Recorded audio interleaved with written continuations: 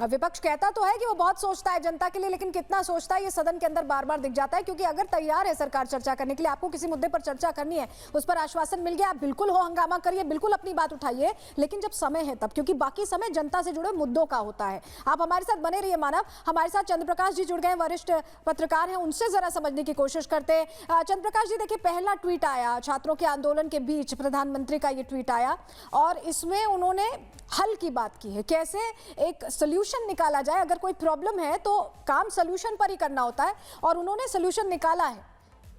क्या अब भी राजनीति होती रहेगी इस पे? देखिए, हल चाहिए किसे? क्योंकि सबसे बड़ा प्रश्न इसमें यही आ रहा है कि अगर हल की ही सिर्फ बात थी तो सरकार तो भाई संसद में बहस करने के लिए तैयार थी, सरकार संसद में उत्तर देने के लिए तैयार थी। तो वो हल चाहिए, इस बात को लेकर सीधा सीधा प्रश्न चिन्ह है। संभवतः विपक्ष नहीं चाहता है, विपक्ष चाहता है कि इस पर एक नैरेटिव बिल्ड किया जाए, एक सड़क पर एक हंगामा खड़ा किया जाए और देश के अंदर एक अराजकता और एक बेचैनी की स्थिति पैदा की जाए। क्योंकि देखिए, जब 2024 में पहली बार नीट का पेपर लीक होने का जो आरोप लगा था, उसके बाद सरकार ने एक इसरो के साइंटिस्ट हैं जो इसरो के प्रमुख भी रहे हैं, राधाकृष्णन, उनकी अध्यक्षता में एक कमेटी बनाई थी।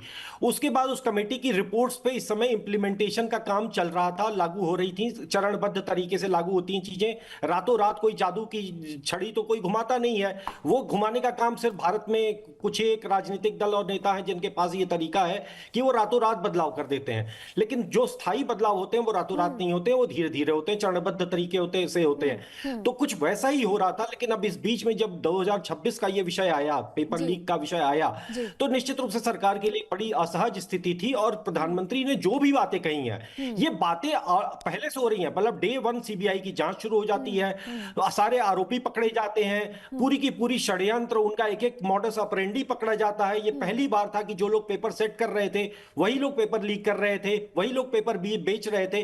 तो भाई, कोई चीज जब अपराध होता है तो उस अपराध पर जब कार्रवाई होती है तो यही तो चाहिए ना, वरना तो आप अपराध तो नहीं रोक सकते। मैं अगर कोई अपराध को रोका नहीं जा सकता, लेकिन जो पेपर लीक माफिया हैं, जो परेशान छात्र हैं, उनको मैसेज देने की कोशिश सरकार ने की है कि सरकार उनके साथ खड़ी है। हमारे साथ समीर चौगाकर सर भी जुड़ चुके हैं, वरिष्ठ पत्रकार हैं। समीर सर, ये जो अभी ट्वीट आया है, इसके जरिए तमाम सवालों का जवाब मिलता है कि सरकार किस तरह से प्रतिबद्ध है युवाओं के लिए, या सरकार क्या कदम उठा रही है। राजनीति से इतर इसका स्वागत विपक्ष को करना चाहिए और इसको लेकर अब बात भी करनी चाहिए कि सरकार कोशिश कर रही है कि ये सारी चीजें ट्रैक डाउन हो। निश्चित रूप से मुझे लगता है कि प्रधानमंत्री मोदी का आज जिस तरीके से ट्वीट आया है, इसके पहले जिस तरीके से नड्डा जी ने वार्ताकार के रूप में नड्डा जी वांगचुक से मिलने अस्पताल चले जाते हैं, जिन पर छात्रों पर लाठीचार्ज हुआ, उन छात्रों से मिलने अस्पताल चले जाते हैं, और सरकार इस बात की कोशिश कर रही थी तो भाई इसके गतिरोध टूटे। संसद में जिस तरीके से गतिरोध बना हुआ है, सड़क पर जिस तरीके से गतिरोध बना है, और इस पूरे छात्र आंदोलन को जिस तरीके से राजनीतिक दलों ने हाईजैक करने की कोशिश की थी, इसका जो पूरा राजनीतिकरण हो गया था, सरकार को लगा कि अब बातचीत करना ठीक है। और मुझे लग रहा है कि सरकार की इस पहल का स्वागत किया जाना चाहिए। बस कुछ दिन पहले अगर प्रधानमंत्री थोड़ा ट्वीट कर देते तो मुझे लगता है और बेहतर स्थिति उत्पन्न होती। लेकिन मुझे लगता है कि प्रधानमंत्री मोदी ने अगर ये कहा है तो छात्रों को इस बात को समझना चाहिए कि सरकार इस पूरे मामले को लेकर कितनी गंभीर है। अब मुझे लगता है कि सोनम वांगचुक जी को भी अपना अनशन तोड़ना चाहिए और छात्रों को भी जंतर मंतर पर जो प्रदर्शन चल रहा है उसको फिलहाल पूर्ण विराम देना चाहिए और सरकार के साथ बातचीत में शामिल होना चाहिए। समीर जी, ये जो ट्वीट है ये सोल्यूशन पर फोकस्ड है, इसमें कहीं पॉलिटिक्स नहीं दिखाई देती, इसमें कहीं किसी चीज़ का जिक्र नहीं दिखाई देता। लेकिन धरना वर्सेस धरना की पॉलिटिक्स पिछले 3 दिन से हम देख रहे हैं। तो क्या ये अटेंशन ड्रैगिंग, या ये कहें कि एक तरह से किसी भी चीज़ को एक हथियार बना लेना, ये बहुत आसान हो गया है विपक्ष के लिए? राहुल गांधी की जो तस्वीर धरने वाली देखी हमने, जंतर मंतर जा सकते थे, पहले से चले जाते। ये मानसून सत्र का इंतजार करना, उसमें हो हंगामा करना आदत हो गई है क्या विपक्ष की? निश्चित रूप से मुझे लगता है कि जब 20 तारीख को संसद का मानसून सत्र शुरू हुआ तो विपक्ष इस बात की तैयारी में था कि जो छात्र आंदोलन है इससे कैसे हाईजैक किया जाए और इसकी आड़ में कैसे एक संसद को ठप किया जाए। मुझे लगता है कि ये बहुत दुर्भाग्यपूर्ण था कि राहुल गांधी और प्रियंका गांधी प्रधानमंत्री आवास के ऊपर चले गए, जो इतना सिक्योरिटी जोन है, उसके बाद वहां से हटने के लिए वहां से जितेंद्र सिंह खुद जाते हैं, होम सेक्रेटरी जाते हैं, उनकी बात नहीं सुनते वो, और एक उपद्रव करने की स्थिति क्रिएट करते हैं। मुझे लगता है ये ठीक नहीं था।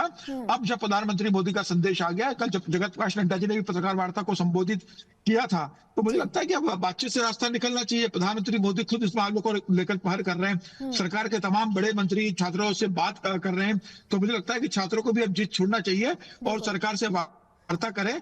किसी भी आंदोलन के अंदर वो किसी भी पॉलिटिकल पार्टी का जो मोटिव है कि छात्रों को आगे करके किसी भी तरीके से एक असहज स्थिति उत्पन्न करना, देश को बदनाम करने की कोशिश करना, मुझे लगता है ये ठीक नहीं है। और खासतौर से हमने देखा कि किस तरीके से अरविंद केजरीवाल, संजय सिंह, मनीष सिसोदिया जंतर मंतर पर जाते हैं, किस तरीके से हमने देखा कि भीम आर्मी के चंद्रशेखर वहां जाते हैं, हमने देखा कि मनोज झा आरजेडी के वहां जाते हैं, राहुल गांधी किस तरीके से इस मामले में हस्तक्षेप करते हैं, शरद पवार, सुप्रिया सुले जो जाते हैं, उद्धव ठाकरे बंबई से खासतौर से जंतर मंतर पर समर्थन देने के लिए आते हैं। और राजनीतिक दलों ने जिस तरीके से अपने कार्यकर्ताओं को वहां इकट्ठा करने के लिए बुलाया और कार्यकर्ताओं को इकट्ठा किया, और रात को हमने कुछ अप्रिय घटनाएं भी देखी कि जब किस तरीके से वहां पर सुरक्षा कर्मियों पर हमला किया जा रहा था। तो मुझे लग रहा है कि जो वहां पर अच्छे छात्र है, जो छात्र चाहते हैं कि उनकी समस्या का निदान हो, पेपर लीक पर सरकार गंभीर हो, कोई वार्ता हो और कोई इसका सॉल्यूशन निकले, तो वो छात्र मुझे लगता है कि अब इस आंदोलन से उनको अलग होना चाहिए। उस प्रधानमंत्री मोदी की आज की ट्वीट के बाद, इस अपील के बाद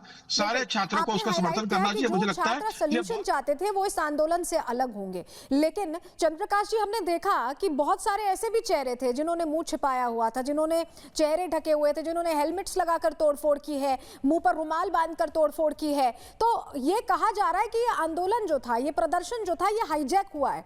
तो अब अगर छात्र चले जाएंगे तो वही रहेंगे जिन्होंने हाईजैक किया, और वो राजनीति करने के लिहाज से ही आए थे, उनकी भी पहचान हो जाएगी। मुद्दा सही था, लेकिन आंदोलन जो है डे वन से, पहले दिन जिस दिन से ये दीपके जो था वो दिल्ली में उतरा, उसके बाद से ही फ्लॉप था। कितने लोग थे? 200-250 लोग, तो कोई जन समर्थन तो था नहीं। जो 20 तारीख की पूरी हिंसा है, ऐसा तो है नहीं कि उससे पहले 250 से ज्यादा लोग थे वहां जंतर मंतर पे, वही 250 लोग थे। लेकिन उस 20 तारीख को आप मोबिलाइज, तो ये कहना कि नहीं कोई छात्रों का आंदोलन था, उसमें कोई शरारती तत्व घुस गए, मैं नहीं मानता। क्योंकि जो छात्र थे वो पढ़ाई कर रहे थे, छात्रों के पास इतना समय नहीं है। बड़ी बात कह रहे हैं सर, इसको और विस्तार हम देंगे।